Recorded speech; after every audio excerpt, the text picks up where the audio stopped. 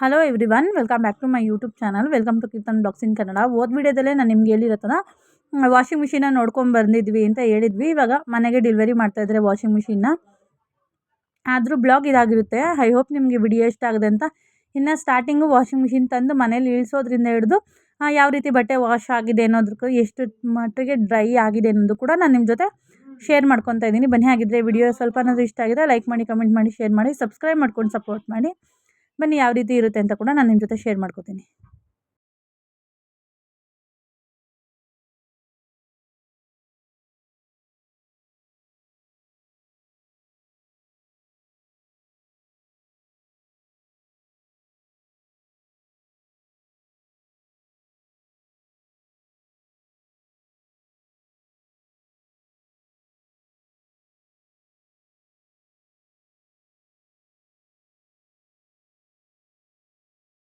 ಇನ್ನು ಇವಾಗ washing ಮಿಷಿನ್ನ fit ಮಾಡಲಿಕ್ಕೆ ಅಂತ ಬಂದಿದ್ದಾರೆ. ಅವ್ರು ಏನೇನು ಬೇಕು ಟೂಲ್ಸ್ ಎಲ್ಲ ತೊಗೊಂಬಂದಿದ್ರು. ನೀರು ಸಪ್ಲೈ ಆಗ್ತಾ ಇದೆಯಾ ಅಂತ ಫಸ್ಟು ನೋಡಿಕೊಂಡು, ಕರೆಂಟ್ ಸಪ್ಲೈ ಆಗ್ತಾ ಇದೆಯಾ ಅಂತ ನೋಡಿಕೊಂಡು, ಇನ್ನು ಇವಾಗ ಇದಕ್ಕೆಲ್ಲ ಫಿಕ್ಸ್ ಮಾಡ್ತಾ ಇದ್ದಾರೆ, ಹೇಳ್ಕೊಡ್ತಾ ಇದ್ರು ಹಾಗೆಯೇ.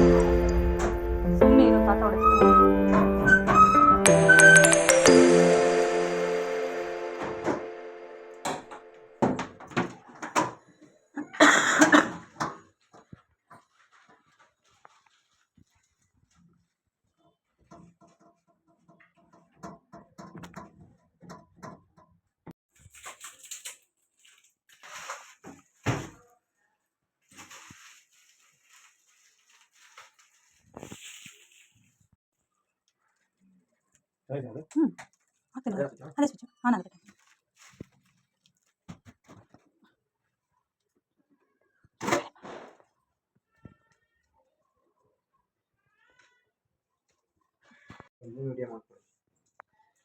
ಫಸ್ಟ್ ಬಟ್ಟೆ ಹಾಕಿ 10-15 ಬಟ್ಟೆ ರಬ್ಬರಿನ ಒಳಗಡೆ ಇರಲಿ. ಕಾಯಿನ್ಸ್ ಎಲ್ಲ ಚೆಕ್ ಮಾಡಿ ಹಾಕಬೇಕು. ಲಿಕ್ವಿಡ್ ಇಲ್ಲ ಹಾಕಿ, ಕಂಫರ್ಟ್ ಇಲ್ಲ ಹಾಕಿ. ಕ್ಲೋಸ್ ಮಾಡ್ತೀರಾ, ಟ್ಯಾಪ್ ಆನ್ ಅಲ್ಲಿ ಇರುತ್ತೆ. ಔಟ್ಲೈನ್ ಪೇಪರ್ ಬಿಟ್ಟಿರ್ತೀರಾ, ಸ್ವಿಚ್ ಆನ್ ಮಾಡಿದ ತಕ್ಷಣ ಡಿಸ್ಪ್ಲೇ ಆನ್ ಆಗುತ್ತೆ. ಇದು ನೋಡಿ ನಾಬು ಡೈಲಿ ವಾಶ್ ಇದೆ, ಮುಂದೆ ಇಟ್ಕೊಡಿ.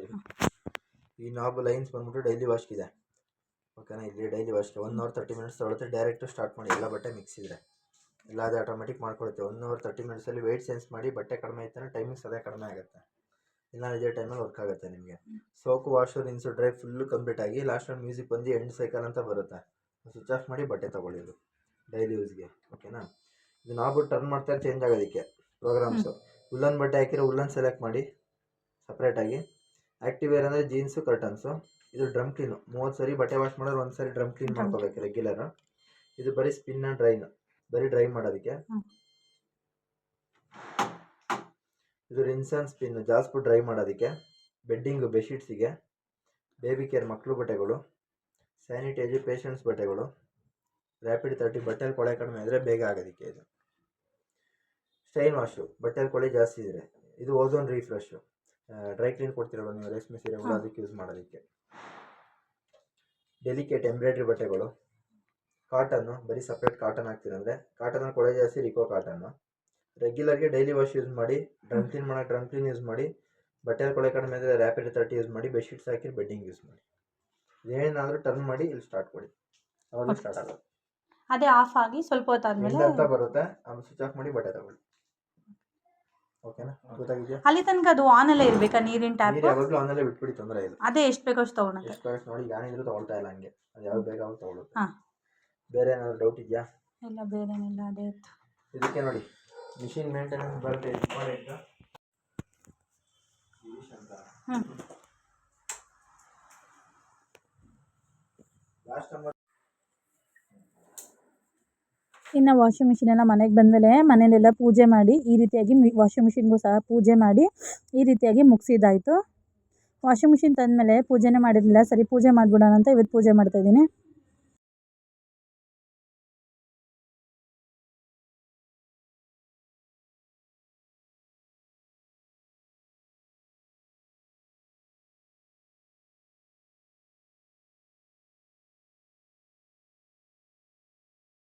ಇನ್ನು ಪೂಜೆ ಎಲ್ಲ ಮಾಡಿದ್ಮೇಲೆ ಯಾವ ರೀತಿ ಬಟ್ಟೆ ವಾಶ್ ಆಗುತ್ತೆ ಅಂತ ನೋಡೋಣ ಅಂತ ಹೇಳ್ಬಿಟ್ಟು ಒಂದು ಬ್ಯಾಚ್ ಬಟ್ಟೆ ಕೂಡ ಹಾಕಿ, ಅದಾದಮೇಲೆ ಬ್ಲ್ಯಾಂಕೆಟ್ಸ್ ಕೂಡ ಹಾಕಿದ್ದೆ. ಅದು ಕೂಡ ತುಂಬ ಚೆನ್ನಾಗಿ ಕೊಳೆ ಹೋಯಿತು, ಅದನ್ನು ಕೂಡ ನಾನು ನಿಮ್ಮ ಜೊತೆ ಶೇರ್ ಮಾಡ್ಕೋತಾ ಇದ್ದೀನಿ.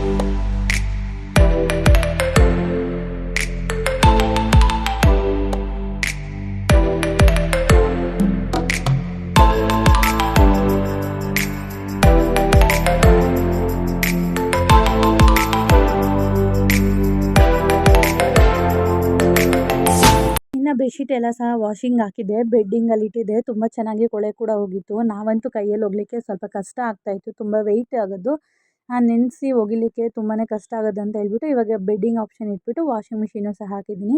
ತುಂಬ ಚೆನ್ನಾಗಿ ಕೊಳೆ ಎಲ್ಲ ಹೋಗಿತ್ತು. ಬಟ್ಟೆನೂ ಸಹ 1 ಟ್ರಿಪ್ ಹಾಕಿ ಅದಾದಮೇಲೆ ಬೆಡ್ಶೀಟು ಕೂಡ ಹಾಕಿದ್ದೆ, ಅದು ಕೂಡ ಎಲ್ಲ ಇವಾಗ ತೆಗ್ದಿದ್ದೀನಿ. ಎಂಡ್ ಅಂತ ಬಂದಮೇಲೆ ತೆಗ್ದು ತೋರಿಸ್ತಾ ಇದ್ದೀನಿ. ಒಂದು 10 ನಿಮಿಷ ಅರ್ಧ ಗಂಟೆ ಬಿಸಿಲಲ್ಲಿ ಒಣಗಾಕೊಂಬಿಟ್ರೆ ಫುಲ್ಲು ಡ್ರೈ ಆಗಿಬಿಡುತ್ತೆ. ಐ ಹೋಪ್ ನಿಮಗೆ ವಿಡಿಯೋ ಇಷ್ಟ ಆಗಿದೆ ಅಂತ. ಇಷ್ಟ ಆಗಿದ್ದರೆ ಲೈಕ್ ಮಾಡಿ, ಕಮೆಂಟ್ ಮಾಡಿ, ಶೇರ್ ಮಾಡಿ, ಸಬ್ಸ್ಕ್ರೈಬ್ ಮಾಡ್ಕೊಂಡು ಸಪೋರ್ಟ್ ಮಾಡಿ. ನೆಕ್ಸ್ಟ್ ವಿಡಿಯೋದಲ್ಲಿ ಸಿಗ್ತೀನಿ. ಧನ್ಯವಾದ.